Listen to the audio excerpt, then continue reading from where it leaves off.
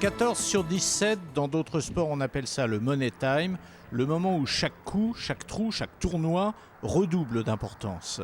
Et pour cette raison, nous avons suivi aujourd'hui ceux qui d'ores et déjà rêvent d'une accession directe au Challenge Tour, car parmi les 6 premiers, 2 joueurs n'ont pas passé le cut, Franck Do et Fabien Marty.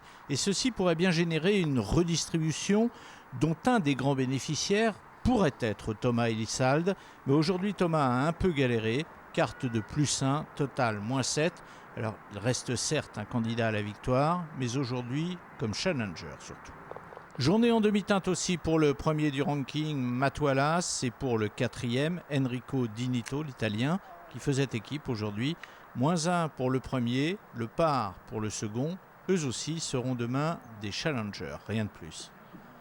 Enfin, pour en terminer avec les mieux placés du ranking, déception aussi pour Victor Pérez qu'un vilain +1 rejette aux alentours de la 20e place.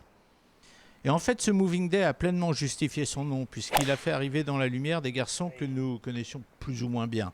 Andrew Cooley, l'anglais, lui est assez loin au ranking, mais il a signé ce samedi la meilleure carte de la journée, -7. Et puis des Français aussi.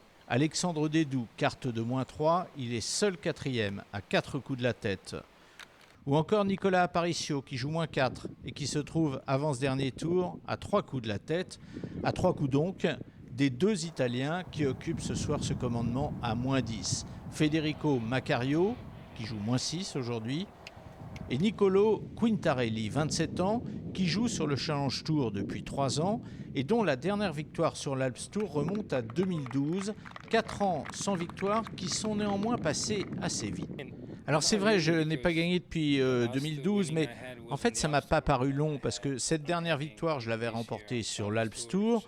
Puis après, je suis parti pendant toutes ces années dernières sur le Challenge Tour et donc je reviens sur l'Alps Tour. Ça fait seulement le 4e tournoi que je joue depuis cette victoire et donc j'ai pas eu de manque, j'ai pas eu d'attente véritablement. Alors en termes de victoire, oui, effectivement, c'est long de ne pas avoir gagné depuis 4 ans, mais en termes d'Alps Tour, pas du tout.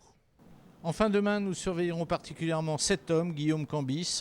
En jouant -4, il s'installe ce soir à 4 coups de la tête, une broutille. Il n'y a pas besoin de beaucoup réfléchir. Demain, Cambis ne va pas s'encombrer de tactique ou de prudence. La victoire, il va aller la chercher. Que ça passe ou que ça casse n'est finalement pas le plus important à ses yeux.